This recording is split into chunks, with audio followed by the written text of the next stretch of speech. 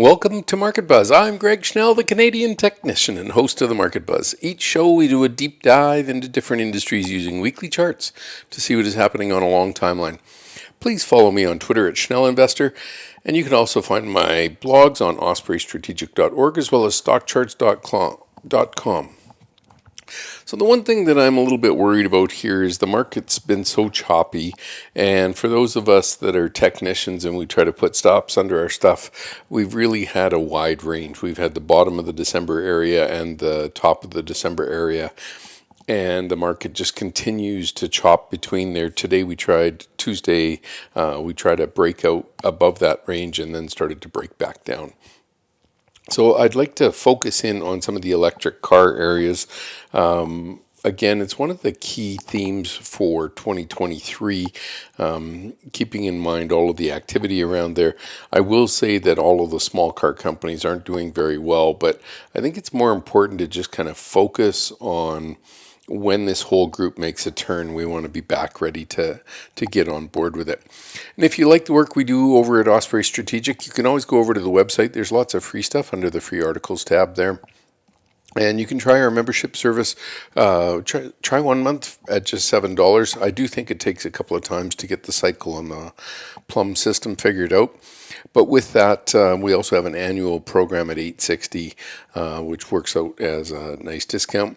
And what you'd find there is daily setups every day for Canada and the US, monthly recorded call, weekly video, weekly newsletter, lots of good technical analysis. So hopefully you find time to wander over there and see if there's anything for you.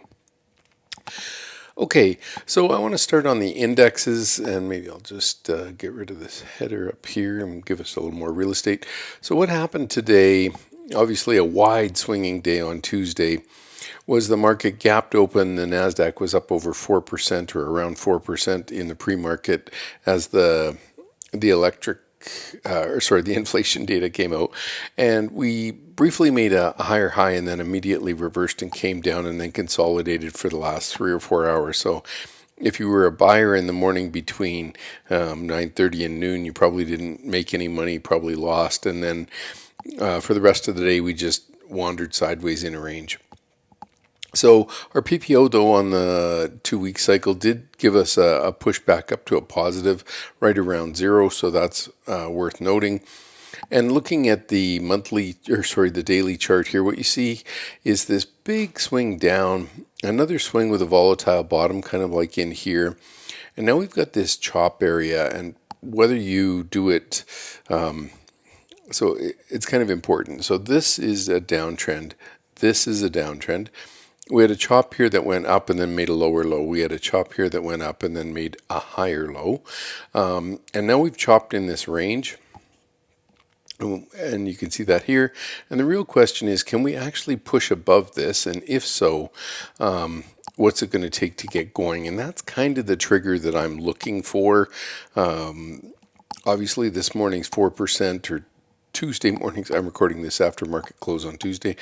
After the spark from the inflation data, things looked pretty bullish, but I've got a couple of things on the chart I'm watching closely. So one, the Nasdaq has not been able to start outperforming. And by the end of the day on Tuesday, you have a brief glimmer of hope that something good could happen. Now we got the Fed meeting on Wednesday, and maybe that can start to cycle things up. My strength indexes are a little bit lower here. They're not really they're spread out all over the map. They haven't reset to the lows, which is typically where I like to get back on board. So it makes it a little bit hard for me if the market wants to start to accelerate already. Normally I would wait for this move down to finish and get a little bit of a base to go here. So I've got this chart cleaned up a little bit. The other thing that we've got going for us is this PPO trend line. Now it did break right here, so this is a question: does it kind of turn up and then fail, or can we actually mark a PPO turning higher above zero and actually go on a big ripping rally? So it's something I'm definitely watching. But again, it's been a chop fest. This has been very difficult for anybody to make money. And it's that kind of setup that makes it particularly hard. So when I look at the charts, just trying to get it so the whole screen fits in here. When I look at this, if we could finally get some sort of a move out of here like this and get, 3 weeks of a run into the end of the year, that would be pretty bullish. Get up around the 200-day moving average, maybe above it, and we'll see where we can go from there. I do have a whole bunch of issues. I covered off financials last week and said they didn't look very good. When I look at the KBE, the bank ETF, it tried to rally on the open this morning and then literally plummeted back down. And now we're sitting here on this, what do you want to call it, a 6-month trend line, something like that.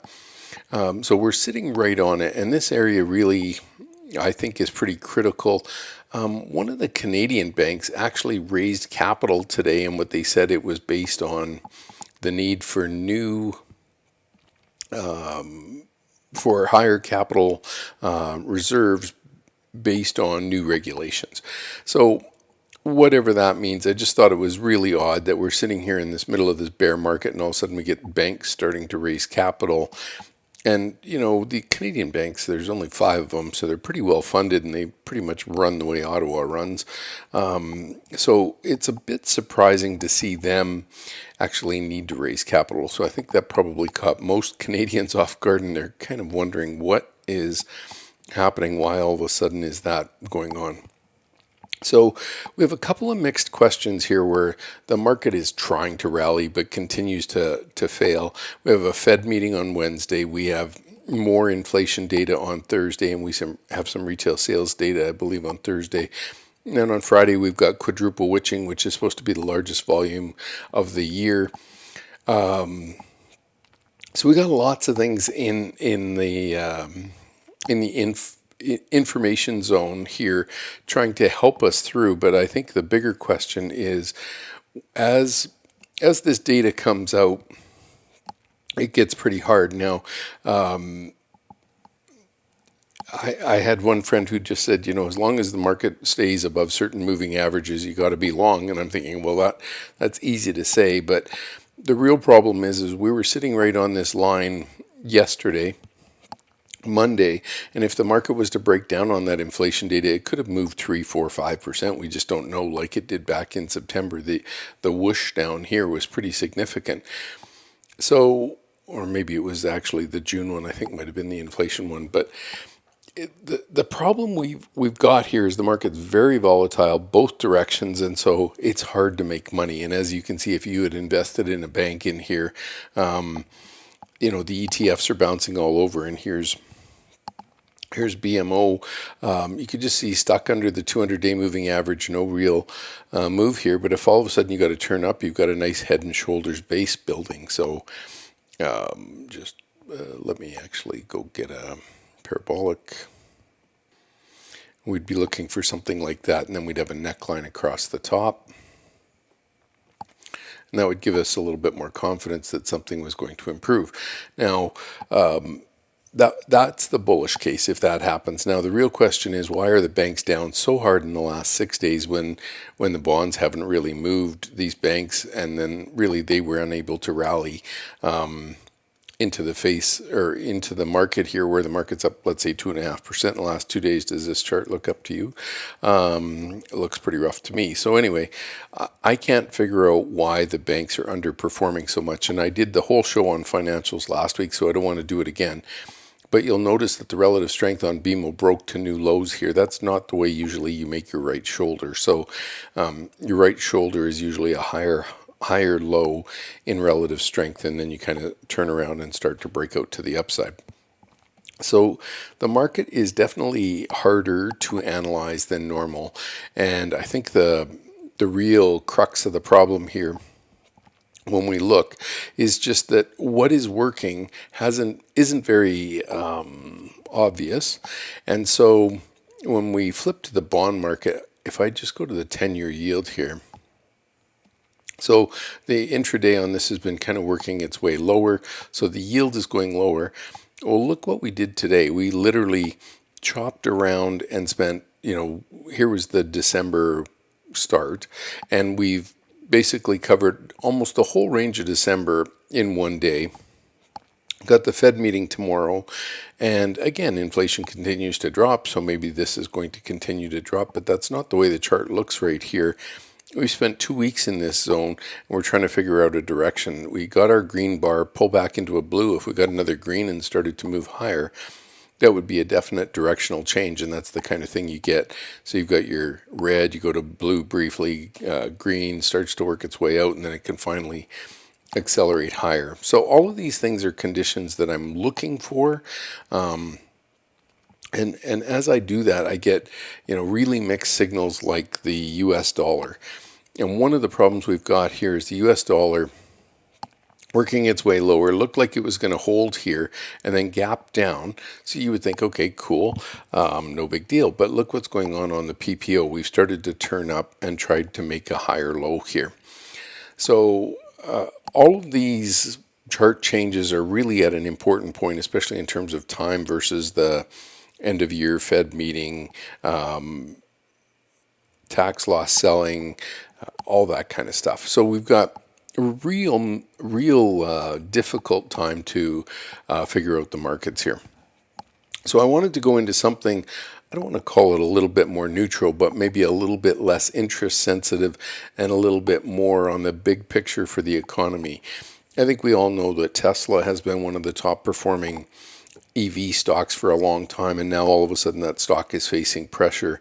I think on my tweet today, I pointed out it looks like a self-driving car with nobody behind the wheel, and that might actually be the company management. The stock has not done anything since last November when Elon started to sell, and it continues to work its way lower. So it really makes it more difficult here to try and get long that area. But the other thing is that company's going to face so much competition from all these other cars.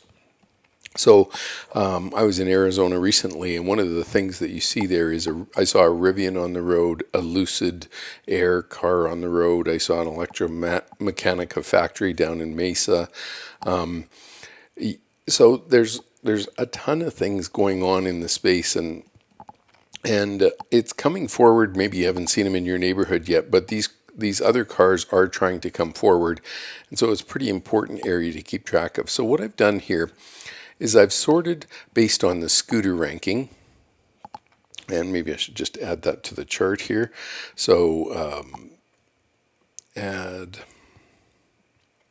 SCTR, and the reason I like to add the SCTR is because it actually tells us the percentage of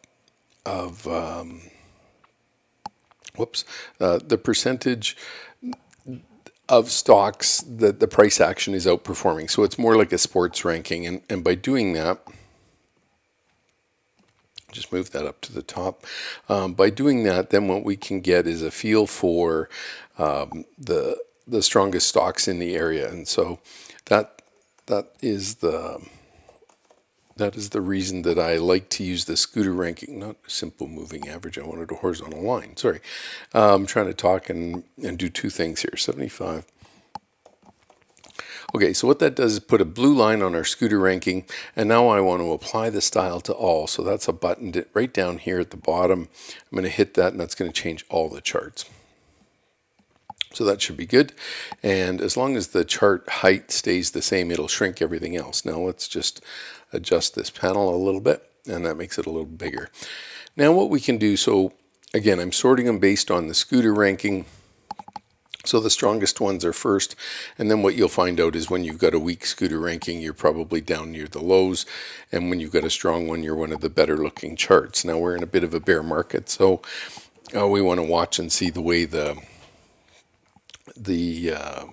investors sort through all of these different names. So now let's view all, and what we'll see here on this list as we go through, Harley is testing its prior high from May of last year, which is pretty bullish, right? And this jumped up, and now it's made like a 6-week bull flag.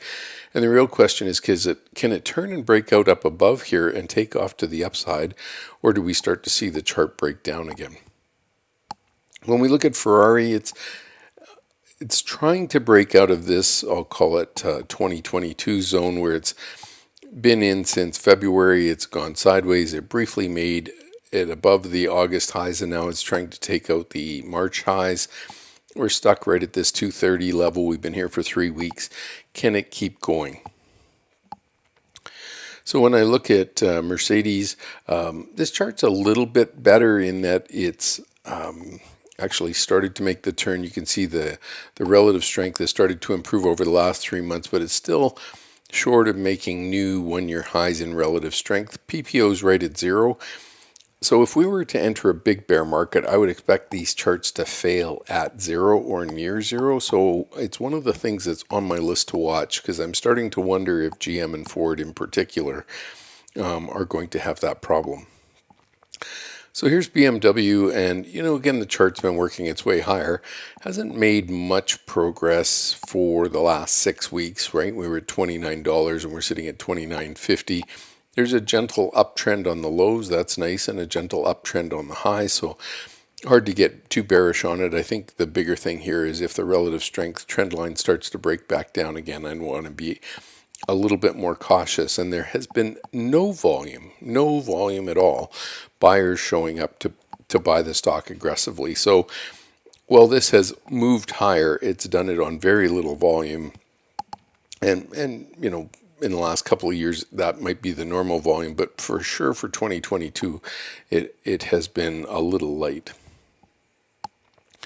So NIU Technologies, this has been a terrible downdraft from 53 to 3, and we can see that we've broken back out to 5. We're right at the 40-week moving average, and the chart is finally starting to improve. So there's some bullish news there. And the other thing I like on this chart is when I try to annotate it, just grab this and go like this. I like to see this big long trend in momentum break, and now we've got a bit of a rally room, and maybe it just gets up to the 0 line and rolls back over. We don't know, but at least that gives us some area to work with. We're trapped under the 40-week moving average, so unless things can really get going across the economy, I'm probably less likely to agree that the stock is ready to go. But again, if we can start to see the Nasdaq and the S&P start to break out of this sideways December range, perhaps we've got some room to move up for the end of the year.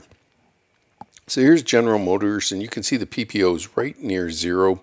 As I mentioned earlier, the relative strength, it's basically been in line with the S&P 500 all year. There's no real upside here.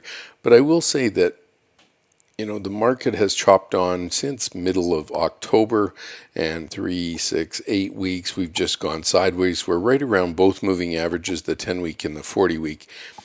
So for me, when I'm looking at these charts, what I want to start to see is that they all put an up tail on it, right? I want to start to see them all start to build a hook.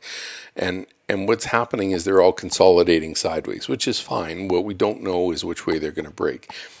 So I want to see the whole area get momentum. But so I called a friend in the car business this week, and I asked him, T-Square, what's going on? And so we had a conversation. And one of the questions I asked the most was, what are you finding buyers are talking about when they come in? And he just said, the big thing is if they took out a lease 2 years ago, they come back in to either renew the lease or take out a new car on a new lease. And what they afforded at 1 or 2% interest rates is now at 7 or 9% interest rates, depending on their credit quality. And these people are genuinely struggling to get that sort of price point absorbed for the vehicle they were driving. So they're either having to move way down in their vehicle choice, or they're having to get out of the current lease they're in and move into a different vehicle totally. So that's a big change.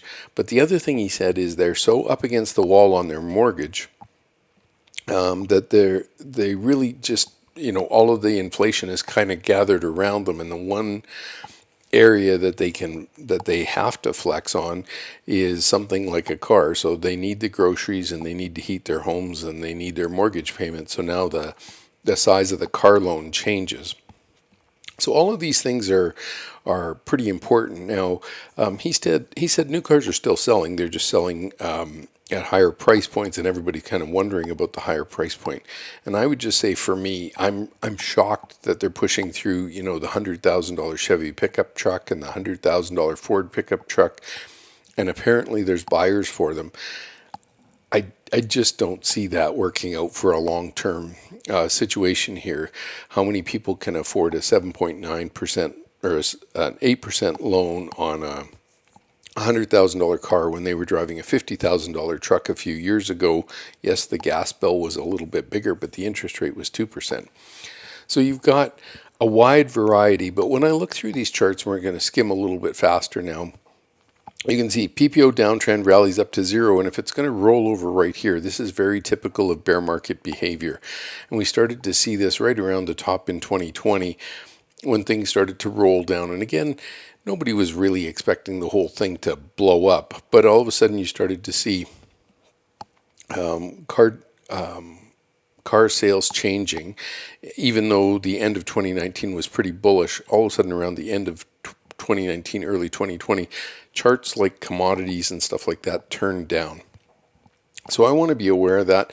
You can see Ford here is actually making a lower high on its PPO here, just suggesting it doesn't have a lot of momentum. Now maybe, if I drew an uptrend line under here, if that started to break down, I'd be very cautious here.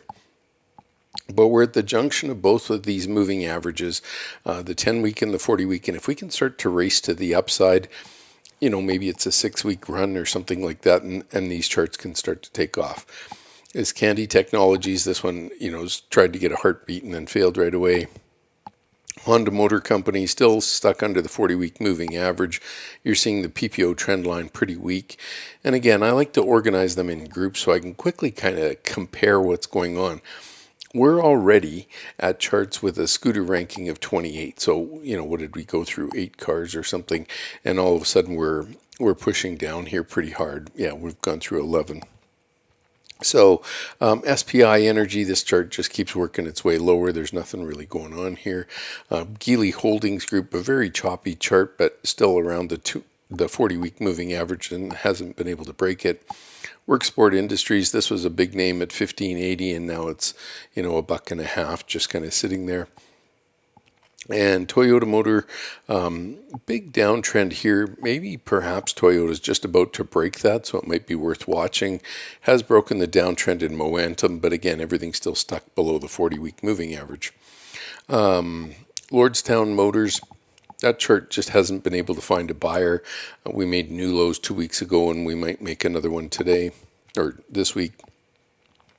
Nissan Motors continues to be weak. Nothing really going on. PPO momentum says there's nothing trying to get changed here. Small electric delivery trucks, this Aero, A-Y-R-O, just continues to bleed. So it was $9. Now it's sitting down here at 50 cents. Boyd, again, chart breaking lower, nothing really going on. Solo Mechanica, this is the one Solo Electric Mechanica, this is the one where I saw the factory near the Mesa Airport. Anyway, trading under 1 was $13.60, so you got a 90% loss in 2 years. An individual car, but just really the chart's not working out. Same thing for Workhorse Group. This thing's trending lower. Gore's Metropolis driverless cars, 47.80 to 7.50. Canoe, this chart just keeps going down. GoEV, I think, is the ticker symbol here, but 24.90 to $1. That's pretty hard to absorb. Northern Genesis Acquisition Corp, 35 to 250, made a new low on Tuesday. Fisker, 31.96, and this is now sitting down around $7. Hard pullback on some of these names. And then Nikola Corp, I think we all know the story there, but 93.90 down to $2. LI Auto, a Chinese EV, really not making any money on the stock. NEO continues to drift lower, $67 to $10. Rivian, 180 to 30 in about a year, so that's kind of tough selling. Xpeng Auto, a big bounce off the lows from 6 to 15. That's real money. That's 100% gain. This is a Chinese four-door car. And then Arrival Limited, I don't know anything about them, but was $37, now down 30 cents. And Tesla, $414 down to 150. So giving up most of, let's just call it over 50% on the stock. And Archimoto, this one's pretty much destined for failure. Lucid, this chart was 57.50, made new lows already this week. So don't get too excited here that all of these charts are about to turn higher.